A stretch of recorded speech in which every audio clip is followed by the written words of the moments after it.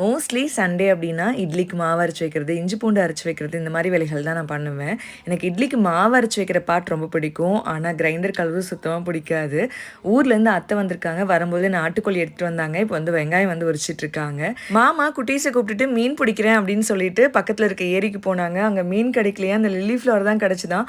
கடலில் மீனே இல்லையா அப்படின்ற மூமெண்ட் தான் இருந்தது. வரும்போது இளநி கொண்டு வந்தாங்க. நான் ஒரு இளநி குடித்தேன். சின்ன குட்டிக்கு ஏதோ கோவத்தில் ரிமோட்டை போட்டு உடச்சிட்டாரு. மாமா தான் ஒட்டிகிட்டு இருக்காங்க. ரிமோட்டை போட்டு உடச்சது மட்டும் இல்லாமல் அவனே வந்து ரொம்ப நேரம் உம்முன்னு இருந்தான்.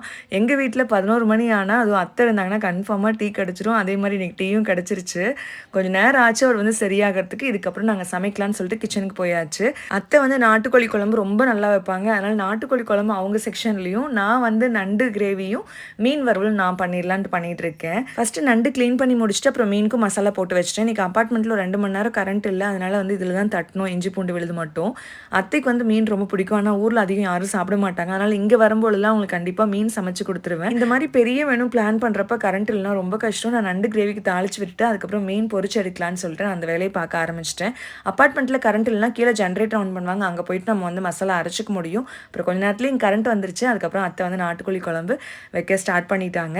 அப்பப்போ நாங்கள் மீன் வந்து உப்பெல்லாம் இருக்கான்னு சொல்லிட்டு அப்பப்போ டெஸ்ட் பண்ணிகிட்டே இருந்தோம். அத்தையும் மாமாவும் மெடிக்கல் செக்கப்புக்காக தான் இங்கே வந்திருந்தாங்க. இன்னும் 2 நாள் இருக்க சொல்லி கேட்டுகிட்டே இருந்தோம். ஆனால் அங்கே ஒரு எமர்ஜென்சின்னு அவங்க கிளம்பணுன்ட்டாங்க. மதியம் லஞ்ச் வந்து ரெடி ஆயிடுச்சு. லஞ்ச் அப்படின்னாவே எங்கள் வீட்டில் எல்லாருமே ஒன்றா உட்காந்து தான் சாப்பிடுவோம். வந்து பேசிக்கிட்டு அப்படி ரொம்ப நேரம் சாப்பிடுவோம்.